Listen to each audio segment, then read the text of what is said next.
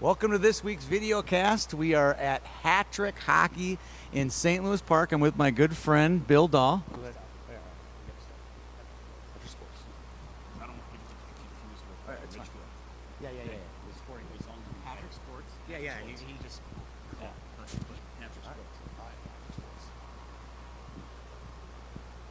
Welcome to this week's video cast. We're at Hat-Trick Sports in St. Louis Park with my good friend, Bill Dahl. We've known each other for 5 years, but after discussing some things, we've probably known each other a lot longer than 5 years.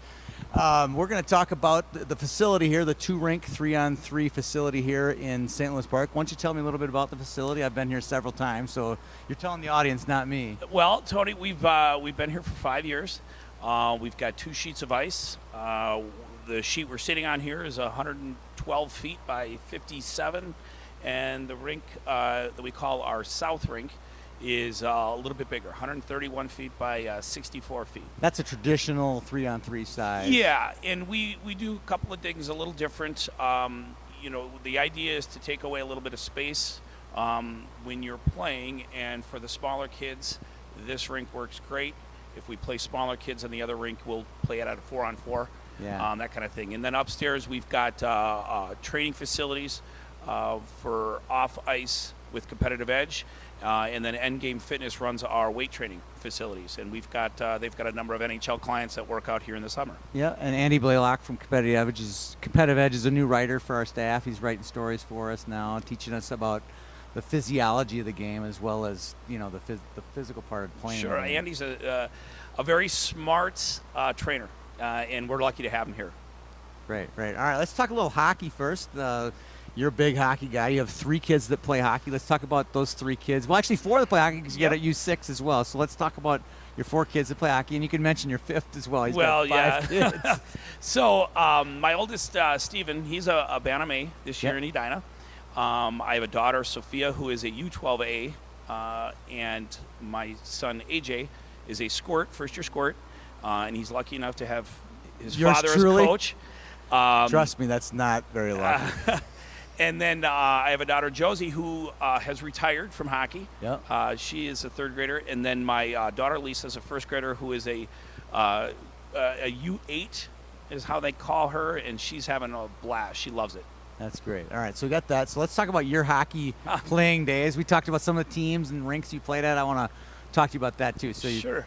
Well, I grew up in Robbinsdale, and when I was a kid, outdoors is kind of basically where we played. So I played mites in Robbinsdale, and as I grew up, the programs changed. I played up through Pee Wees in Golden Valley, and then after that, there was a kind of co-op team of Robbinsdale, Golden Valley. I believe it was Crystal and Brooklyn Center, and we called ourselves Northwest, which is a lot like North Metro today. Exactly. And you were green and gold too, We were right? green and gold, and we didn't have great success, but I tell you, it was fun. It was a lot of fun. I think the most fun I ever had in one year was when I played Bantam. I played Bantam B when I was in 8th grade, and I loved it. It was the greatest time.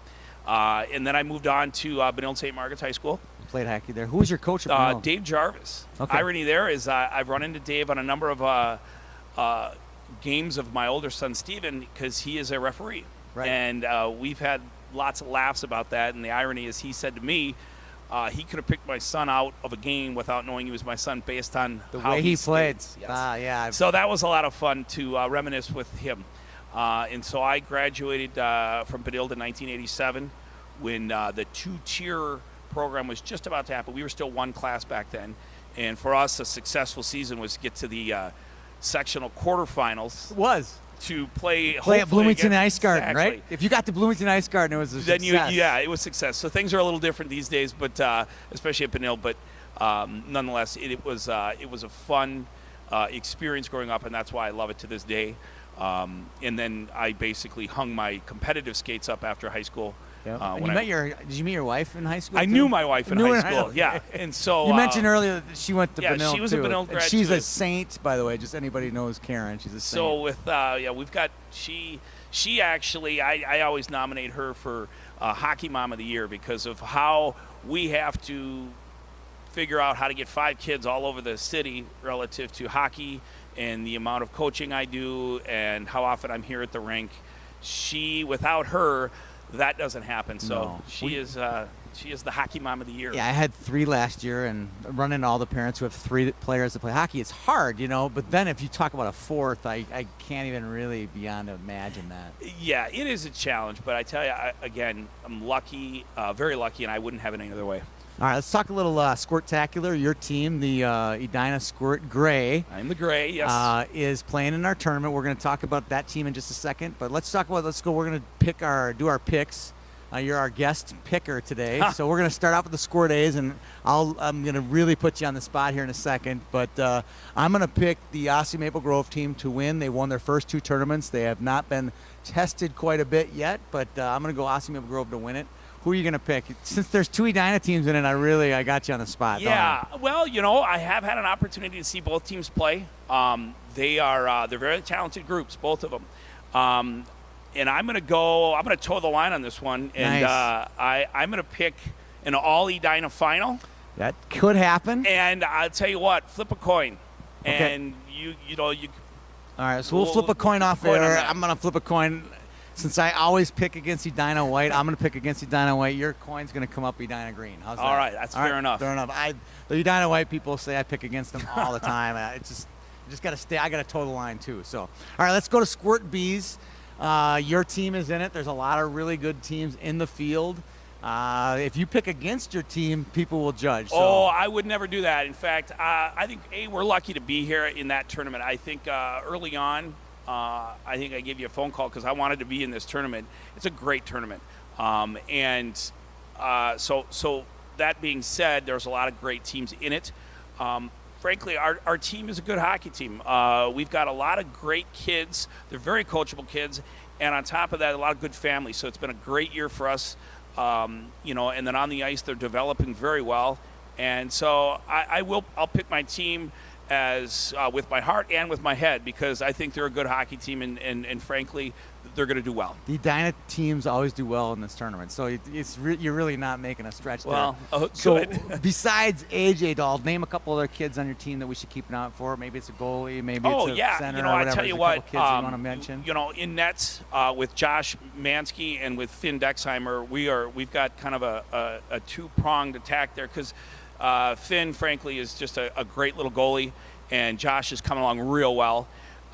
We've got some great defenders, some older, some good second years in Henry Watson and Drew Colby and other kids on forward. Willie Johnson, very creative player. Alex Orthy, a good kid. Very versatile. He'll play forward and he'll play D. And, a kid like Billy Kozlak, too, at center. Right. A very good scorer. I think one of the nice things about our team is we've got great depth. Frankly, I think I mentioned this to you before. I think most of the kids on our team have all scored at least 2 goals this year, which really says to me at this level, they're all getting involved. And we play well as a team. So we move the puck very well, and we really impress upon the kids to do that.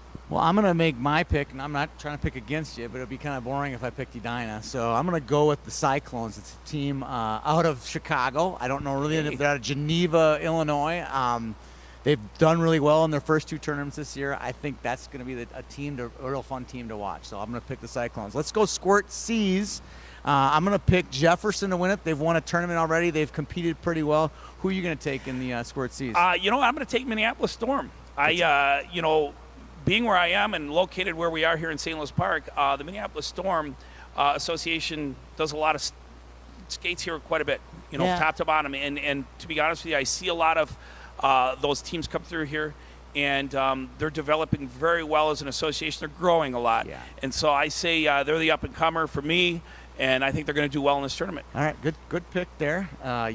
Let's talk a little bit about the facilities, some of the off-season leagues. You're obviously advertising on our site, talking about your league. Let's talk about your 3-on-3 leagues that are going on this summer. Sure. So this will be our 6th year of running we'll call our spring-summer league. They run from just after spring break, so we don't schedule anything before spring break, so people can kind of come back and not really know they're missing anything. We run that until mid-September. We have divisions from the mites at the very young age, so your mite ones, your kindergarten or first graders, and then all the way up through we'll do some high school stuff. And what I think some of the big parts or the big I don't know, bonuses for our league relative to other leagues that you'll find around is in the summertime we don't schedule games on Fridays, Saturdays, and Sundays from late June until Labor Day. I really liked, as a cabin person myself, like to have weekends for the family. Right. I really like the league to be more of a supplement to just keeping your feet on the ice during the summertime. Right. You play a game about every 5 or 6 days here, and we do a lot of balancing of the competition. So I'll juggle things during the season just to make sure that no blowouts. Yeah, no blowouts. Kids are having fun. They want to come here as opposed to knowing every time they come they're going to get blown out or Right. blow somebody out. out. It's just as bad the other way Yeah, around. and so that's been kind of the idea of our league. It's pretty inexpensive. My kids have played in your leagues, obviously. So tell me a little bit about the cost. Well, and based amount on of games, that sure. kind of thing. We have 19 games. We run that in 2 sessions. The cost on a per-player basis for a team of 12 is $375, and that's for the whole summer. So both sessions are involved. We've got great referees that work the games. I always impress to our referees that I want to make sure the kids are safe. There is absolutely no checking.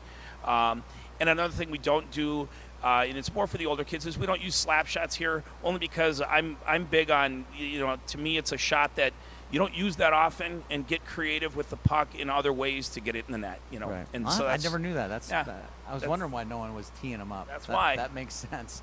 Let's talk about 3-on-3 in general. I mean, one of my observations 3-on-3 is I've never met a kid who didn't want to come to the 3-on-3 rink if they knew the game was going to be good. Let's talk about how fun it is and talk about the environment that kind of gets created in the 3-on-3. Well, sure. game. And you and I talked about this just a little while ago.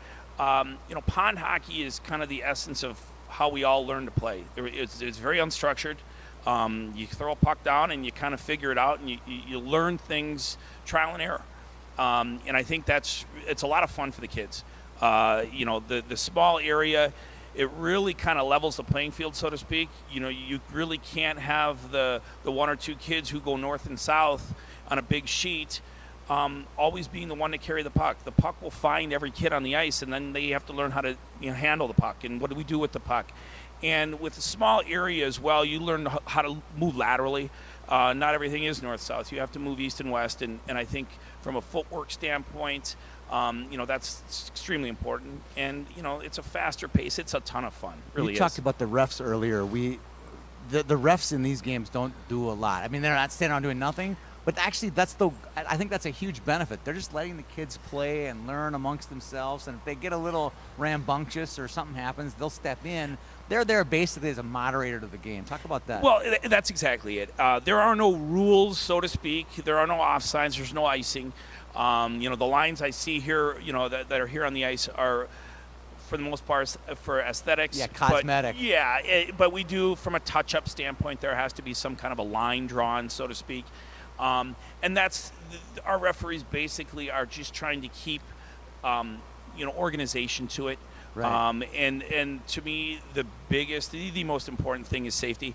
And if you don't control it at any level, it can get out of control, and I don't want that to happen. I don't want kids to get hurt. We've been very fortunate that there haven't been many injuries because, frankly, the kids, they play the puck and they handle the puck well and learn how to do that. It is definitely a lot of fun. Speaking of fun, let's talk about the Squirtacular really quick. We're having pin trading this year at the Squirtacular. You're a known veteran of the pin trade. I am. Tell me about your team's pin. Tell me about what your guys' view of the pin trading is. The pin trading, to be honest with you, is just awesome. It's, to me, especially at this level, whether it's 3-on-3, whether it's, A, B, C hockey, whatever squirt, level. Pee-wee, Bantam, it's all about creating an experience and memories. And, a lot of the kids, whether we want to believe it or not, aren't going to go on to professional careers. So these are the memories they're going to have. I've personally been involved, with my son's teams and my daughter's teams, pin trading in Fargo. Fortunate as well with my son, we pin traded in Cooperstown, New York with baseball. You were there. And it's a fun experience. And, it's also a little bit of it's fun to watch your kids kind of trade and haggle and wheel and deal. Yeah, and sometimes it's surprising when your kid can get 3 or 4 pins for 1 pin and stands his ground on it. It's you're kind of proud of them. So that's also really kind of neat. And the siblings too. Yeah. Oh, it's really an experience that I think we're lucky here in town with the Squirtacular to have that, because usually you have to go out of town. Fargo's historic for that. It's a wonderful tournament. But now for the teams that can't get to Fargo or aren't involved in Fargo, have an alternative. It's fun designing the pins. It's fun. I know this year our Squirt B Gray pin's got a flashing red light. It's nice. It's good stuff. Any dangles on it? Or? No dangles. I had some dangles on the girls' pins last year up in Fargo. All kinds of dangles and flashing. It's fun. It's fun. It really is. Fun. Well, we're looking forward to having you guys out there. It should be fun. Thanks for having me out here. And thank you so much. Telling us all about the place. I knew a lot about it myself, but a lot of our viewers don't. So look forward to a big week next week at the Squirtacular. According to Bill, Edina Green is going to be Edina White. Yes, is going to be Edina Green in the A's. His team's going to win the B's. I say Cyclones. I say Jefferson's going to win the C's, and you say the Storm is going to win the C's. So I think they are. I think they are. Well, we'll check back and check our work here in about 10 days. Thanks a lot for joining us. We'll see you around the rink.